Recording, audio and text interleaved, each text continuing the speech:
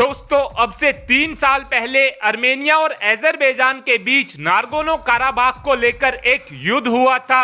इस युद्ध के शुरू होने से पहले बहुत से लोगों का ये कहना था कि अर्मेनिया की सेना ज्यादा शक्तिशाली है, इसीलिए अर्मेनिया अजरबैजान को 1 से 2 दिन में ही युद्ध हरा देगा। लेकिन इस युद्ध में बिल्कुल उल्टा हुआ था। अजरबैजान की कमजोर सेना होते हुए भी अजरबैजान ने अर्मेनिया की ज्यादा शक्तिशाली सेना को घुटने टेकने पर मजबूर कर दिया था। इस युद्ध में अजरबैजान का सबसे ज्यादा साथ किसी हथियार ने दिया था तो उस हथियार का नाम TB2 ड्रोन था।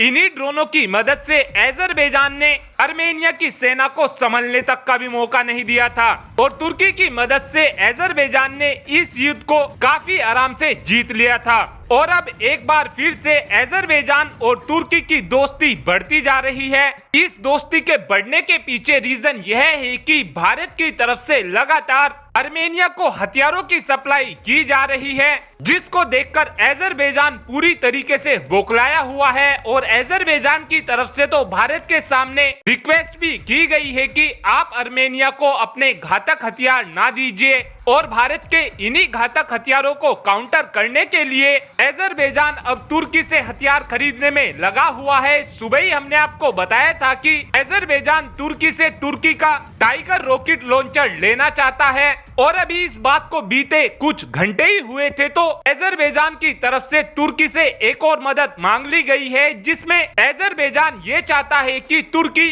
अजरबैजान के पुराने हो रहे Su-25 फाइटर जेट को अपग्रेड करे, जिसको लेकर तुर्की और अजरबैजान के बीच अब कॉन्ट्रैक्ट भी साइन हो चुका है, जिससे अजरबैजान की सेना और भी ज्यादा शक्तिशाली हो जाएगी। लेकिन भले ही तुर्की अजरबैजान के Su-25 फाइटर जेट को अपग्रेड कर ले, लेकिन इसका कोई ज्यादा फायदा अजरबैजान को नहीं होने वाला है, क्योंकि अर्मेनिया की सेना के पास already Su-30 SM fighter jet मौजूद है, जिसका मुकाबला Su-25 कभी नहीं कर पाएगा। लेकिन अर्मेनिया के सामने सबसे बड़ी दिक्कत तो यह है कि अर्मेनिया के पास भले ही घातक फाइटर जेट मौजूद हो, लेकिन इनको उड़ाने वाले पायलट अर्मेनिया के पास मौजूद नहीं है। इसीलिए अब अर्मेनिया ये चाहता है कि भारतीय वायुसेना अर्मेनिया की वायुसेना को Su-30 फाइटर जेट उड़ाने की ट्रेनिंग दे।